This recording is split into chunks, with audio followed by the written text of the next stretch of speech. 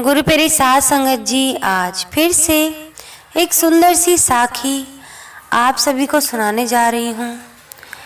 गुरु प्यारी साध संगत जी, आज की जो साखी है वो इस बारे में है कि अगर भक्त की भक्ति में शक्ति हो, यानी कि वो सच्चे मन से परमात्मा को मान दें, तो वो किसी को भी उसके दर्शन करा सकता है।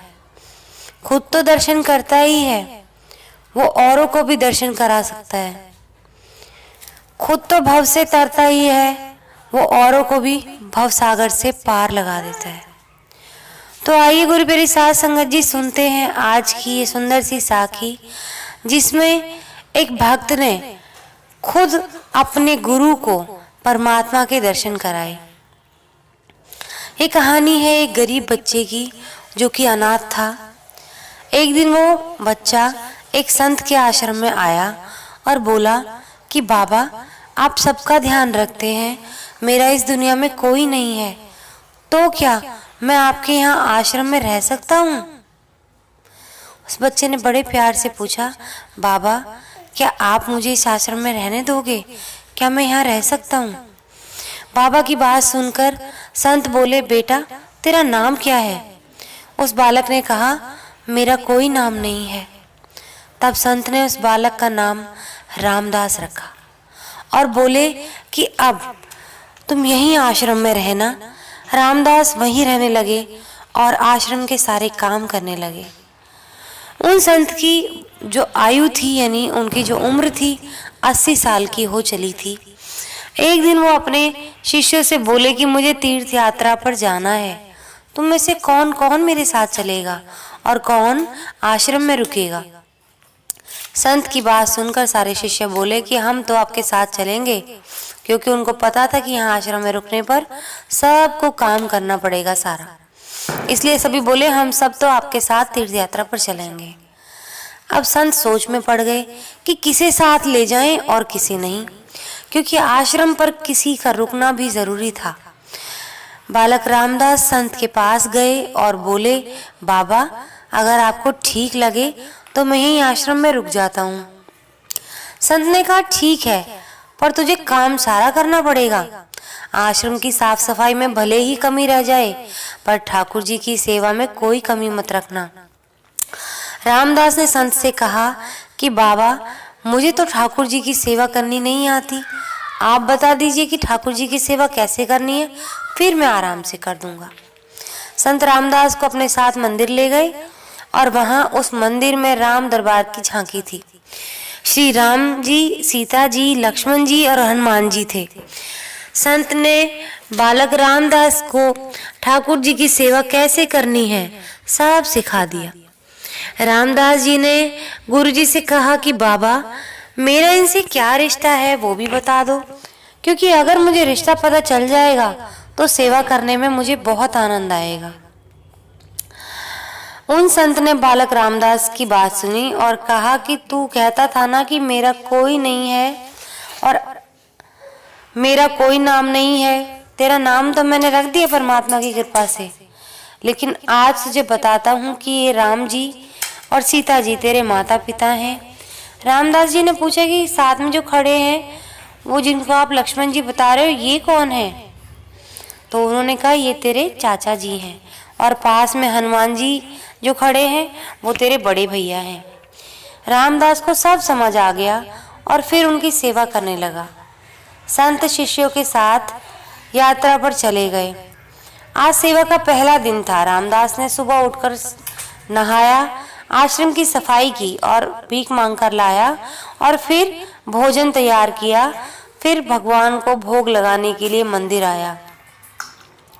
रामदास ने श्री राम, सीता, लक्ष्मण और हनुमान जी के आगे एक एक थाली रख दी और कहा कि अब आप पहले खाओ फिर मैं खाऊंगा। रामदास को लगा कि सच में भगवान बैठकर खाएंगे, पर बहुत देर हो गई, रोटी तो वैसी की वैसी थी। तब बालक रामदास ने सोचा, नया नया रिश्ता बनाए ना, शायद हो सकता है शर्मा रहे होंगे। रामदास ने पर्दा लगा दिया, बाद में खोलकर देखा तब भी खाना वैसे के वैसे पड़ा था।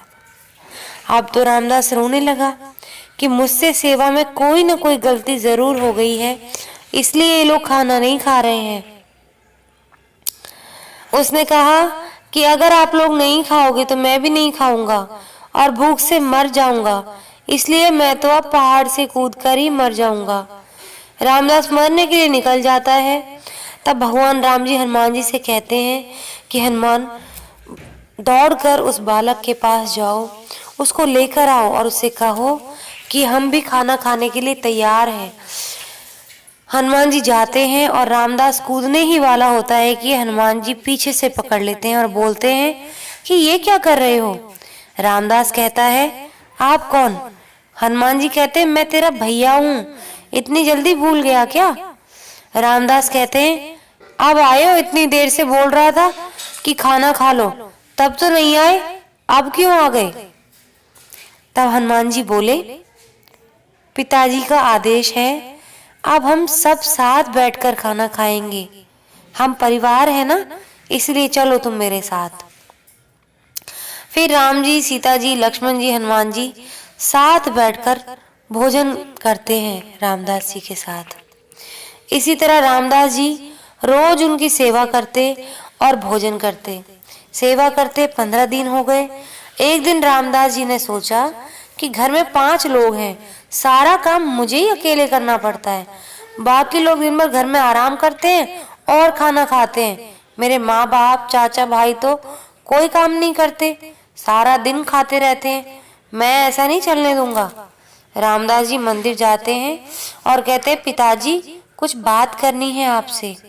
राम जी कहते हैं, बोलो बेटा, क्या बात करनी है? रामदास जी कहते हैं कि मैं घर में सबसे छोटा हूँ और मैं ही सबसे ज्यादा काम करता हूँ, अब से मैं अकेले काम नहीं करूँगा, आप सबको भी काम करना पड़ेगा। आप तो बस सारा दिन खाते ही रहते हो, खाते ही रहते हो और मैं काम करता रहता हूँ, अब से ऐसा नहीं होगा। राम जी कहते हैं, तो फिर बताओ बेटा, हमें क्या काम करना है? रामदास जी बोलते हैं कि माता जी, अब से रसोई आपके हवाले, चाचा जी आप घर की सफाई करोगे, भैया जी आप शरीर से मजबूत हो, जाकर जंगल से लकड़ी लेकर आओ, और पिताजी आप बाजार से राशन लेकर आओ और घर पे बैठकर पत्तल बनाओ। सबने कहा ठीक है, मैं एक दिन के लिए शहर जाकर जरूरी सामान ले आता हूँ, फिर आप मुझे बताना कि मुझे क्या काम करना है। ये बात रामदास जी ने सबको कही कि मैं शहर जाता हूँ एक दिन के लिए, तो आप सब मुझे बता दो मुझे क्या काम करना है, क्योंकि अब आप इस आश्रम में सबसे बड़े हैं। अब सभी साथ मिलकर काम करते हुए एक परिवार की तरह सब साथ रहने लगे। एक दिन वो संत तीर्थ यात्रा से लौटे तो देखा आश्रम तो शीशे जैसा चमक रहा है। वो बहुत खुश हुए, मंदिर में गए और देखा कि मंदिर की सारी मूर्तियां गायब हैं। बड़ा गुस्सा आया उनको। संत को लगा कि रामदास ने कहीं सारी मूर्तियां बेच तो नहीं दी, कहीं इसकी नीयत तो नहीं खराब हो गई, और कहीं सेवा से बचने के लिए इसने मूर्तियों को बेच दिया हो। संत ने रामदास को बुलाया और पूछा, भगवान कहाँ गए? रामदास बोला कि हनुमान भैया जंगल लकड़ी लाने गए हैं, लखन चाचा झाड़ू पोंछा कर रहे होंगे, और पिताजी राम पत्तल बना रहे होंगे, और माताजी सीता रसोई में काम कर रही होंगी। संत बोले, ये क्या बोल रहा है रामदास? रामदास ने कहा, बाबा मैं सच कह रहा हूँ, आप जाकर देखो तो सही। जब से आप गए हैं चारों को काम पर लगाया हुआ है मैंने, सारा दिन बैठ के खाना ही खाते रहते थे और मैं घर में सबसे छोटा हुआ, सब काम करता रहता था। एक जगह संत जी को हंसी भी आ रही थी और उन्हें लग रहा था पागल तो नहीं हो गया बच्चा, ऊल जलूल बातें कर रहा है, मनगढ़ंत कहानियां बना रहा है। जब संत रामदास जी ने अपने गुरु से कहा कि आप एक बार जाकर देखो तो सही, आपको लग रहा होगा ना मैं ऐसी बातें बना रहा हूँ, जाकर देखो पहले।